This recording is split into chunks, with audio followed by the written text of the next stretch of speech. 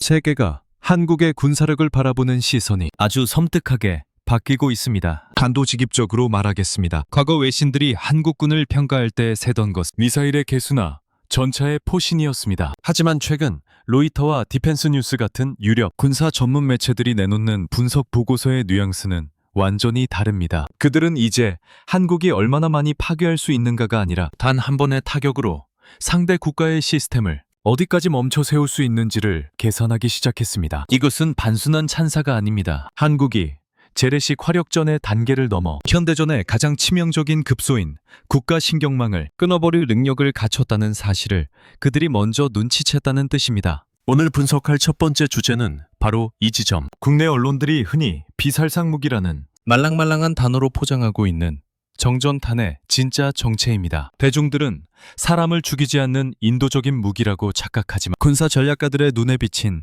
이 무기의 본질은 정반대입니다. 이것은 적의 숨통을 물리적으로 끊는 것보다 더 잔인하게 적 지휘부의 눈과 귀를 도려내고 판단, 능력을 마비시키는 전략적 선제 타격 무기입니다. 트랜스크립트가 제공한 핵심 데이터부터 해부해 봅시다. 과거 유고슬라비아 공습 당시 미군이 사용한 초기형 정전탄은 국가 전체 전력 차단율 70%라는 경이적인 기록을 남겼습니다. 이라크 전쟁에서는 주요 지역의 정전 지속 기간이 무려 30일에 달했습니다. 전쟁에서 한 달 동안 전기가 없다는 것은 그 군대가 원시 시대로 돌아갔다는 것을 의미합니다. 하지만 한국군이 개발한 정전탄은 이 30일이라는 무식한 기간에 집착하지 않습니다. 오히려 훨씬 더 교활하고 치명적인 숫자에 주목합니다. 바로 복구 시간 7시간에서 20시간이라는 데이터입니다. 일반인들에게는 고작 7시간의 정전이 대수롭지 않게 들릴지 모릅니다. 하지만 현대전의 작전 템포에서 7시간은 영겁의 시간입니다. 한국형 정전탄의 탄소 섬유가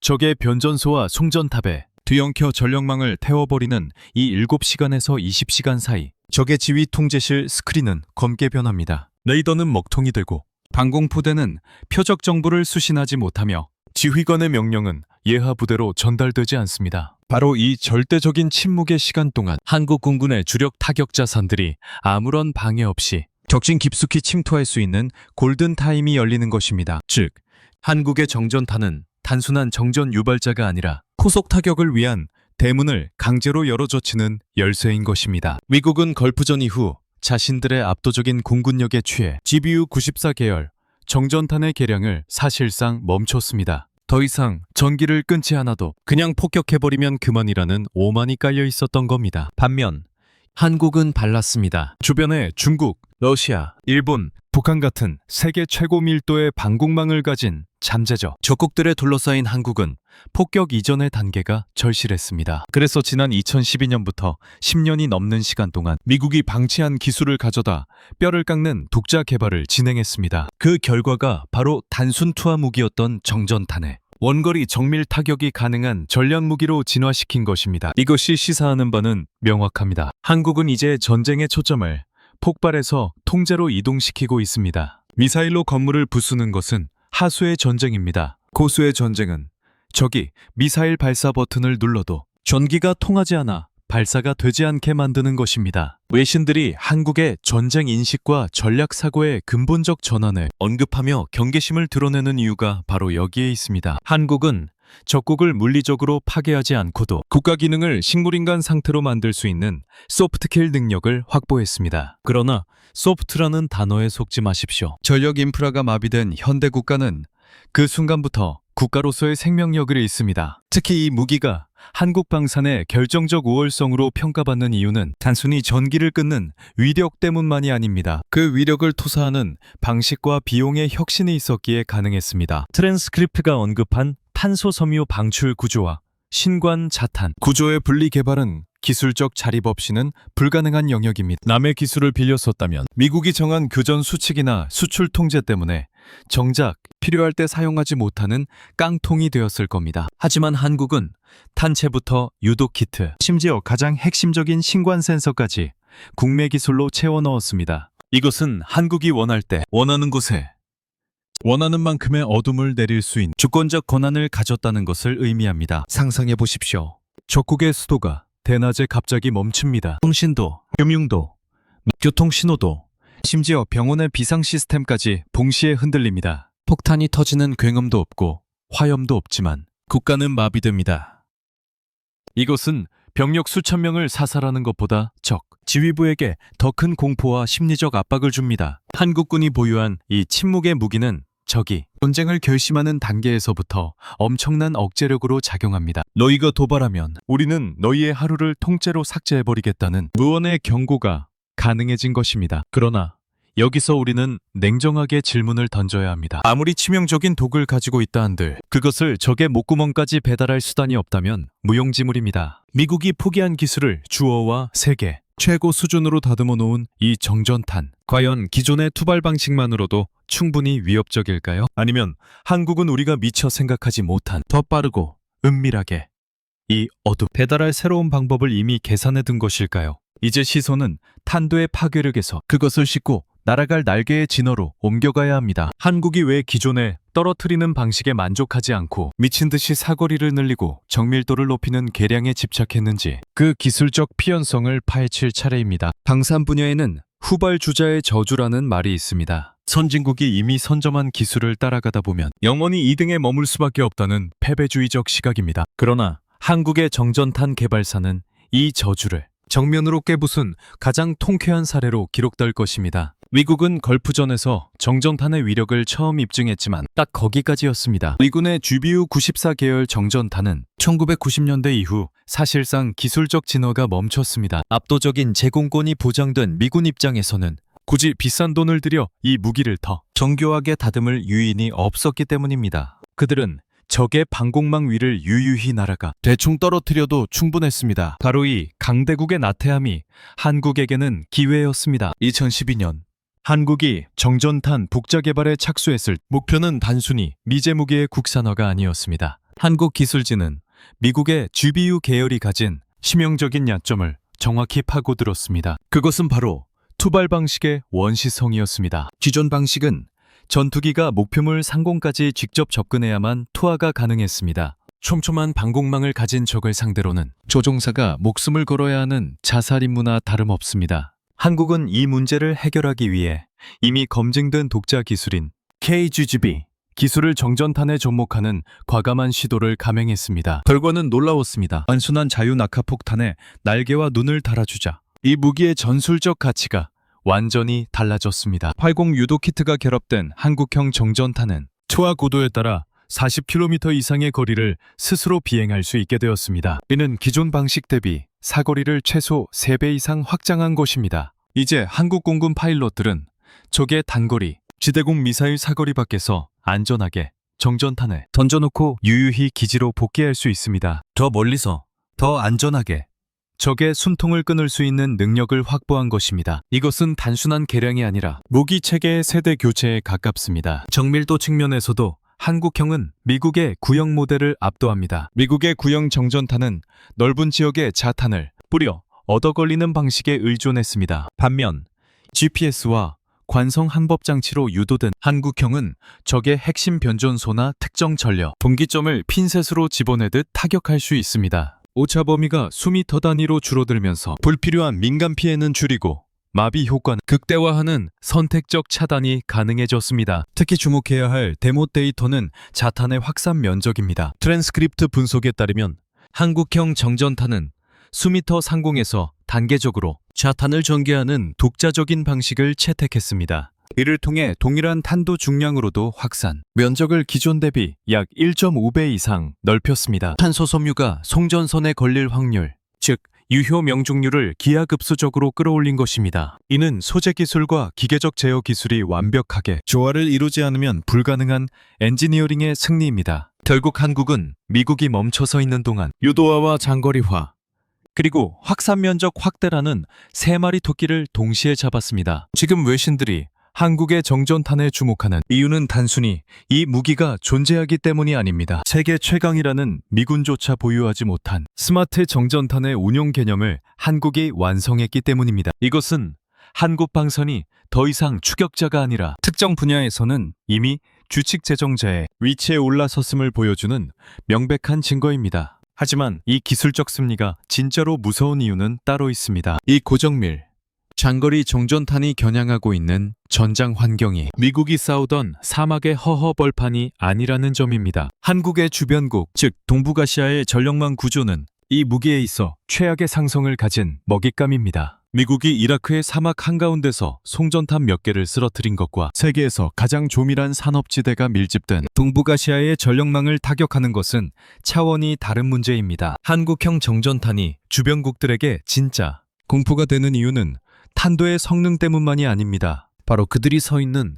땅의 구조가 정전탄의 가장 취약한 형태를 하고 있기 때문입니다. 동북아시아, 특히 한반도를 둘러싼 중국 동부연안과 북한의 평양 인근은 거대한 전기의 숲입니다. 이 지역들은 급격한 산업화 과정을 거치며 전력망이 거미줄처럼 얽히고 설킨 복잡한 송전 구조를 갖게 되었습니다. 트랜스크립트가 지적한 밀집된 전력망과 산업시설 집중도라는 조건은 경제 발전에는 축복일지 모른 현대전의 방어 측면에서는 재앙에 가까운 죽음의 덫입니다. 전력선이 복잡하게 연결되어 있다는 것은 어느 한 곳만 제대로 끊어도 과부하가 도미노처럼 번져나가 지역 전체의 그리드가 셧다운되는 블랙아웃의 연쇄 반응이 일어날 확률이 매우 높다는 뜻입니다. 한국은 이 구조적 취약점을 누구보다 잘 알고 있는 나라입니다. 왜냐하면 한국 스스로가 지난 수십 년간 좁은 국토에 고밀도 산업국가를 운영해오며 전력망 관리가 얼마나 살얼음판 같은지 뼈저리게 경험했기 때문입니다. 적을 알고 나를 알면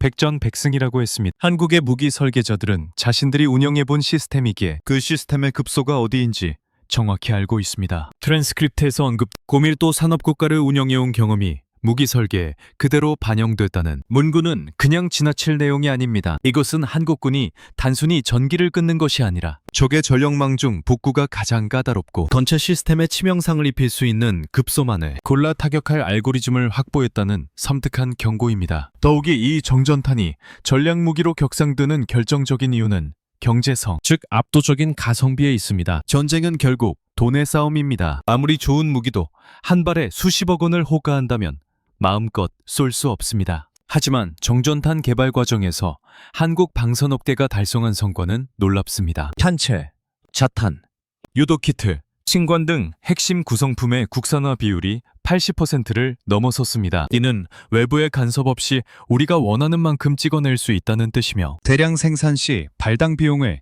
미군 제품의 절반 이하로 낮출 수 있다는 분석과 직결됩니다. 이것은 비대칭의 공포를 만들어냅니다. 한국은 상대적으로 저렴한 비용으로 수백, 수천 발의 정전탄을 생산해 적의 방공망 위로 흩뿌릴 수 있습니다. 반면 이를 방어해야 하는 상대국 입장에서는 수백조 원을 들여 구축한 국가 기관망이 고작 몇천만 원짜리 탄소 섬유 덩어리에 의해 무력화되는 꼴을 지켜봐야 합니다. 7시간에서 20시간의 정전으로 인해 발생하는 반도체 공장의 가동 중단, 금융 데이터의 소실, 철도 물류의 마비가 초래할 경제적 손실은 천문학적입니다. 즉, 한국형 정전탄은 적의 군대뿐만 아니라 적국의 국부를 증발시켜버릴 수 있는 경제전쟁의 수단이기도 합니다. 특히 전철 화율이 높은 북한이나 중국의 경우 전기가 끊기면 군수물자를 나르는 기차부터 멈춰섭니다. 연료 펌프가 작동하지 않아 탱크에 기름을 넣을 수 없고 엘리베이터가 멈춰 지하 벙커의 지휘관들이 갇히게 됩니다. 총 한 방 쏘지 않고도 적의 전쟁 수행 능력을 0으로 수렴하게 만드는 것. 이것이 한국이 추구하는 억제 전략의 핵심입니다. 이제 외신들이 던졌던 마지막 질문으로 돌아가 봅시다. 이 무기가 실전 배치되는 순간 한국의 전쟁 억제 방식은 어디까지 확장되는가? 정답은 이미 나와 있습니다. 한국은 이제 적의 미사일 기지를 타격하는 차원을 넘어 적 국가 시스템 전체를 인질로 잡을 수 있는 능력을 갖추게 되었습니다. 2028년 실전 배치가 완료되면 한국 공군은 전투기 한 대에 미사일 대신 정전탄을 싣고 출격하여 상대 국가의 하루를 통째로 삭제해버릴 수 있는 선택지를 손에 쥐게 됩니다. 하지만 이 완벽해 보이는 시나리오에도 단 하나의, 그러나 매우 치명적인 구멍이 존재합니다. 우리는 지금까지 폭탄에 대해서만 이야기했습니다. 그러나 폭탄은 스스로 날아가지 못합니다. 누군가가 그것을 적진 상공까지 배달해야 합니다. 우리가 아무리 강력한 정전탄을 수천 발 쌓아놓고 있다 한들 그것을 싣고 날아갈 전투기가 미국의 통제하에 묶여 이륙조차 할 수 없다. 혹은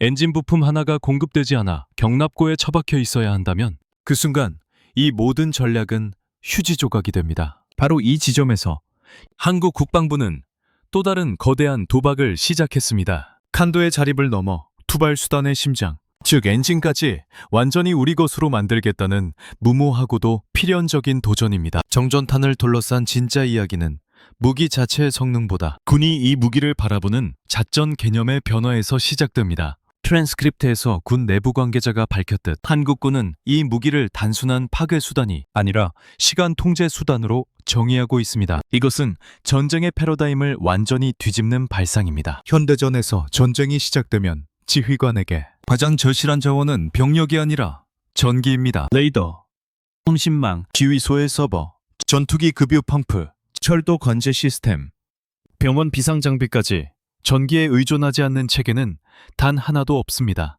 한국형 정전탄은 바로 이 모든 연결고리를 단 한 번의 타격으로 끊어내는 시스템 절단기로 설계되었습니다. 총을 쏘지 않아도 지휘가 멈추고 명령이 예하 부대로 전달되지 않으면 적의 판단이 치명적으로 늦어지는 상황을 강제로 만들어내는 것입니다. 이것은 군사적으로는 공격이지만 전략적으로는 억제에 가깝습니다. 최근 현대전의 양상을 보면 미사일 기지가 물리적으로 파괴되는 것보다 발사 버튼을 눌러도 아무 반응이 없는 상황이 적 지휘부에 주는 심리적 공포가 훨씬 큽니다. 이러한 압박은 실제 전투가 벌어지기 이전 단계에서 이미 작동합니다. 그래서 정전탄은 실전에서 사용되는 것보다 그 존재 자체만으로도 적의 도발 의지를 꺾는 현존의 위협 효과를 발휘합니다. 적국은 한국과 전면전을 결심하는 순간 자신들의 국가 인프라가 7시간 이상 먹통이 될 각오를 해야 하기 때문입니다. 더욱이 2028년 실전 배치가 현실화되면 한국의 외교적, 군사적 운신의 폭은 비약적으로 넓어집니다. 과거에는 북한이나 주변국의 도발에 대해 확전의 위험을 감수하고 미사일 보복을 하거나 아니면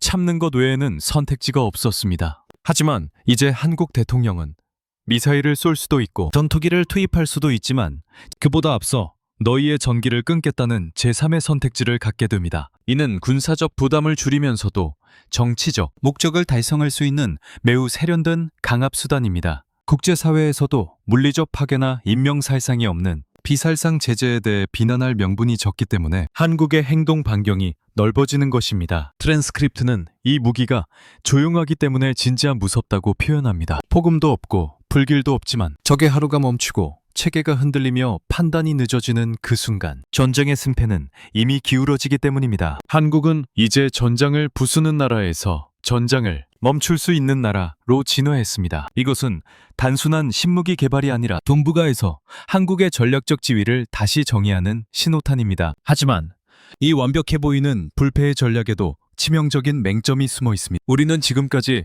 창의 날카로움에만 취해 있었습니다. 정전탄이라는 창끝이 아무리 예리해도 그것을 적진까지 배달해줄 몸통이 우리 것이 아니라면 어떨까요? 한국형 정전탄은 기본적으로 항공기 투하형, 활공 유도형 혹은 미사일 탑재형이라는 플랫폼에 의존해야 합니다. 만약 우리가 정전탄을 싣고 출격하려는데 전투기의 심장인 엔진을 공급한 국가가 정치적 이유로 부품 공급을 중단하거나 기술 지원을 끊어버린다면 혹은 엔진 정비를 핑계로 출격 횟수를 제한한다면 그 순간 한국이 자랑하는 전략적 마비, 능력은 경납고 안에 갇힌 고철 덩어리가 되고 맙니다. 남의 심장을 빌려 쓰는 한 우리는 영원히 남의 허락을 받고 숨을 쉬어야 합니다. 한국군 수뇌부가 정전탄 개발과 동시에 루모해 보일 정도로 거대한 예산을 쏟아부어 또 하나의 국책 사업을 밀어붙이고 있는 이유가 바로 여기에 있습니다. 이제 우리는 탄두의 기술을 그 탄두를 싣고 날아갈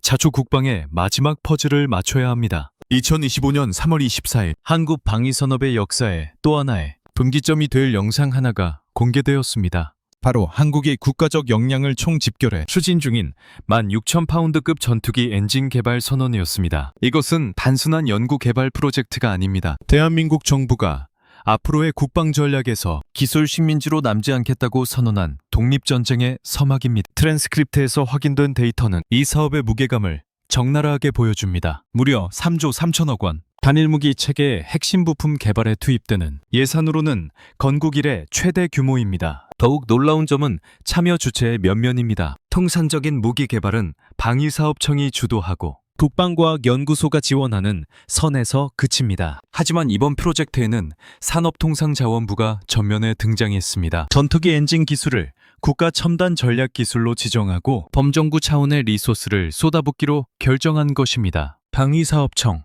국방기술진흥연구소, 국가기술연구기관.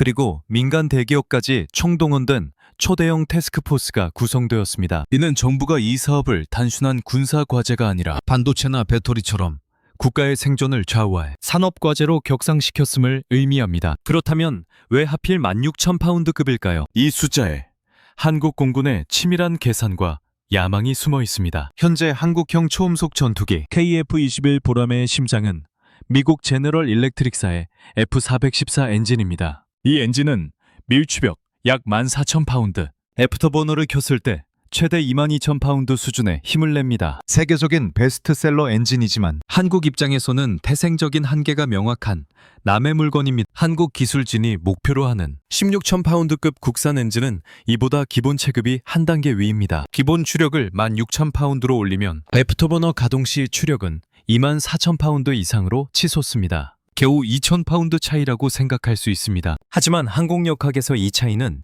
전술적 혁명을 만듭니다. 추력에 여유가 생긴다는 것은 앞서 언급한 무거운 정전탄이나 차세대, 장거리 미사일을 더 많이 싣고도 이륙할 수 있다는 뜻입니다. 또한 애프터버너를 켜지 않고도 초음속으로 비행하는 슈퍼크루즈 능력을 확보할 가능성이 열립니다. 무엇보다 결정적인 것은 해외 수출 시장에서의 자유입니다. KF-21을 수출하려 할 때마다 미국의 수출 승인을 기다리며 눈치를 봐야 했던 굴욕적인 구조를 깰 수 있는 유일한 열쇠가 바로 이 2,000파운드의 차이에 담겨 있습니다. 물론 엔진 개발은 전차를 만드는 것과는 차원이 다른 문제입니다. 1,000도 이상의 고온을 견디는 터빈 블레이드, 극한의 압력을 견디는 연소실, 그리고 이 모든 것을 제어하는 통합 제어 기술은 미국, 영국, 프랑스, 러시아 등 극소수 항공 선진국만이 독점해온 성역입니다. 중국조차 지난 40년간 수십조 원을 쏟아붓고도 여전히 완벽한 신뢰성을 확보하지 못해 러시아제 엔진을 수입해 쓰는 실정입니다. 하지만 한국 정부는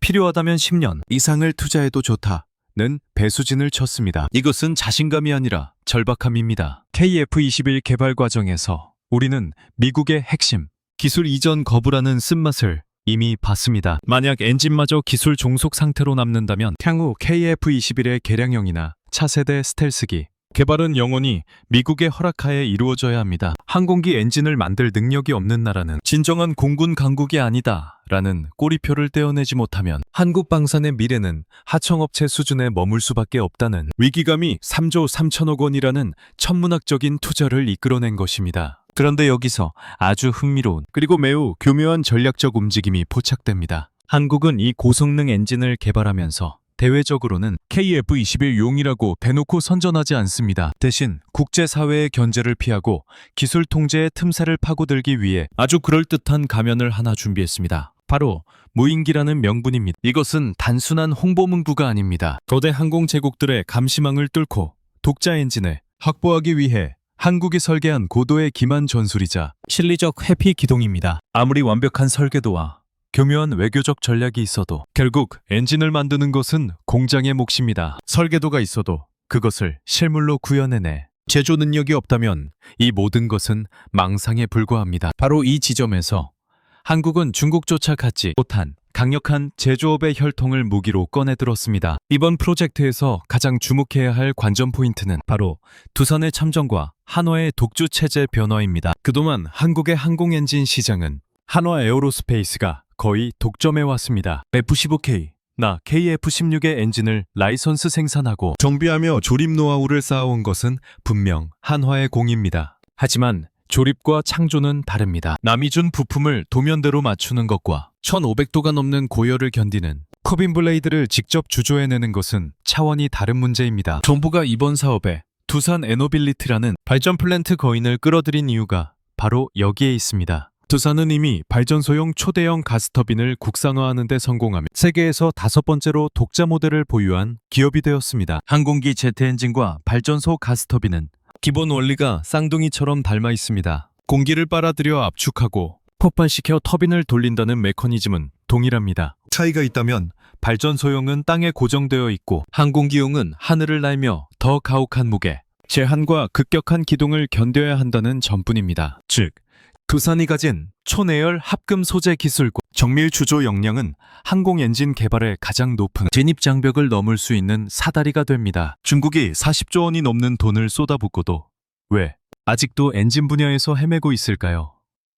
설계도가 없어서가 아닙니다. 바로 소재 때문입니다. 엔진 내부의 연소실과 터빈은 강철도, 녹아버리는 극한의 온도를 견뎌야 합니다. 중국은 이 소재의 내구성을 확보하지 못해 엔진 수명이 짧거나 공중에서 폭발할 위험을 안고 있습니다. 반면 한국은 조선업과 플랜트 산업을 통해 세계 최고 수준의 금속 가공 기술과 합금 노하우를 이미 민간 영역에 축적해 두었습니다. 트랜스크립트에서도 언급된 것처럼 두산의 소재 연구 노하우와 한화의 엔진 통합, 제어 및 조립 역량이 결합되는 이 구조는 한국만이 가능한 산업적 시너지입니다. 민간 발전 기술이 군사 기술로 전용되는 이 얇은 경계선을 한국은 그 어느 나라보다 잘 활용하고 있습니다. 이것은 단순히 기업 간의 협력이 아니라 대한민국이 가진 산업 생태계 전체가 엔진 하나를 만들기 위해 총력전을 펼치는 형국입니다. 정부는 여기에 산업통상자원부에 소부장 예산을 투입해 리스크를 분담해주고 있습니다. 과거에는 기업 혼자 감당해야 했던 실패의 비용을